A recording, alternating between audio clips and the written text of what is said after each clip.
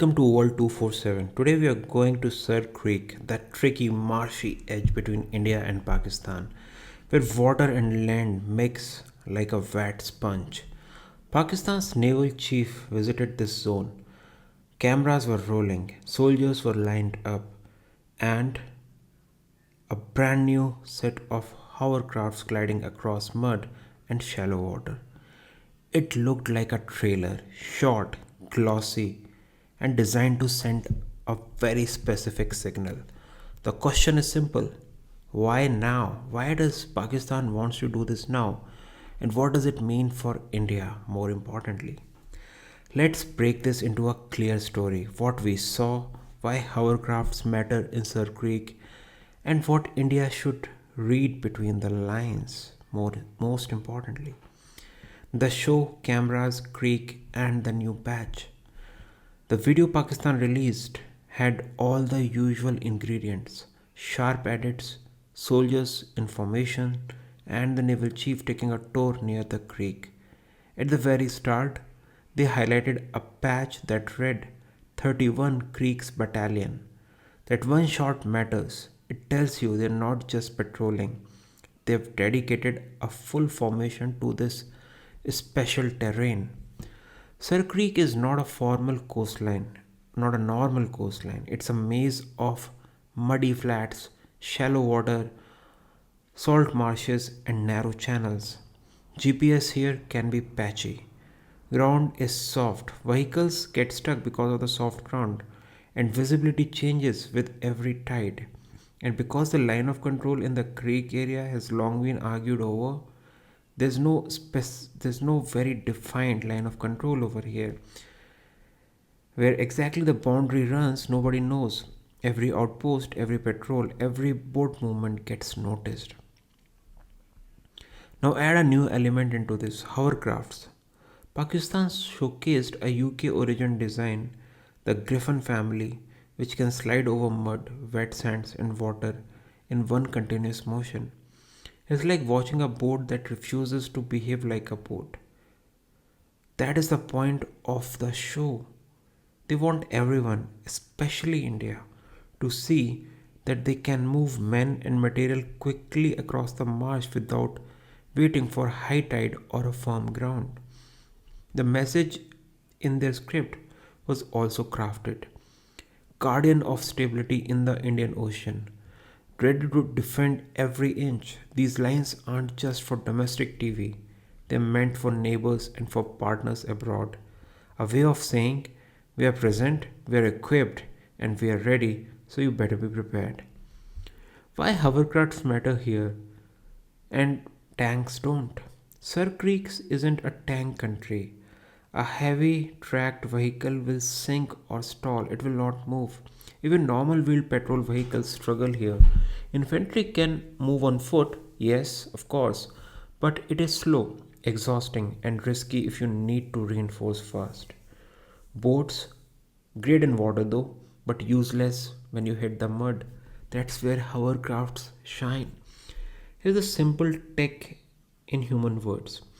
A hovercraft pulls in air from above, pushes it downwards under the flexible skirt, and straps the hull like a cushion. The cushion lifts the craft slightly above the surface so it glides. It doesn't care if the surface below is water, slush, or flat ground. Steering fans at the back then push it forward and turns it. The result: you can launch from shallow water, skim over mudflats, hop onto the firmer land, and back again in one seamless movement. In a place like Sir Creek, that's a tactical edge. You can patrol longer stretches without getting stuck. You can insert a small team on a firm patch, pick them up again 20 minutes later from a different patch, and keep moving. You can shuttle supplies when regular boats would bottom out. It's not about raw firepower, it's about mobility and timing. And yes, the optics of course matter. A naval chief standing on the marsh with hovercrafts roaring behind him and is designed to land on every news feed in the region. It says, we've adopted to the terrain. It usually quietly asks India, have you Have you also adopted? Now, does this mean a clash tomorrow morning? Not automatically, but it does mean that the chessboard got a new piece. When one side improves its ability to move in a difficult zone, the other side has to respond with its own mobility, surveillance, and denial tools. Reading the signal, India's options, and what comes next. Let's be blunt. The Sir Creek has been a sensitive topic for decades. We have no doubt about this. When the region is quiet, it fades from TV. When it heats up, it does so fast. The Pakistan video doesn't wasn't random. It was timed and themed, a tightly packaged message for multiple audiences. First, the external signal. It shows partners and rivals that Pakistan can stage presence in a tough zone. Second, internal morale. It tells the public that the frontier is ready and is being watched. Third, the negotiation posture. Better mobility gives you confidence in future talks or standoffs.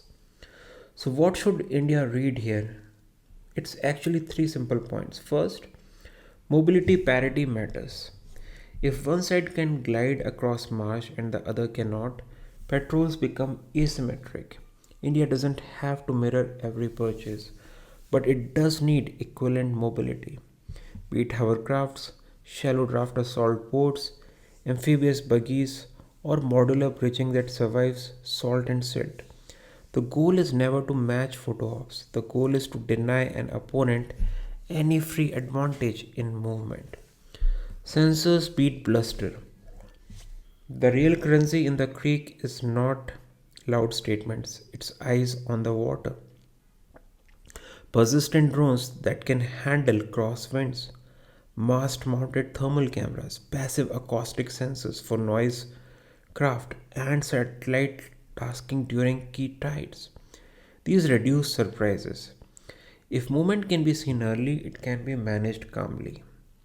Patience is power here. It's a tricky terrain. The side that stays wins. Marsh zones invite accidents. The patrol takes the wrong channel. A boat hits a sudden bank. Someone misreads a flare. That's how small incidents grow. Clear protocols, hotlines, and predictable patrol patterns prevent panic. When the outer side stages a show, the smartest response is quiet preparedness. Will Sir Creek become the next big breaking point? We can put a date on tension. Some weeks pass quietly, then one careless move sparks the headline. That's why the hovercraft video matters. Not because it guarantees action, but because it shortens travel time between decision and presence. When the travel time shrinks, the reaction windows shrink too, and everyone must be sharper.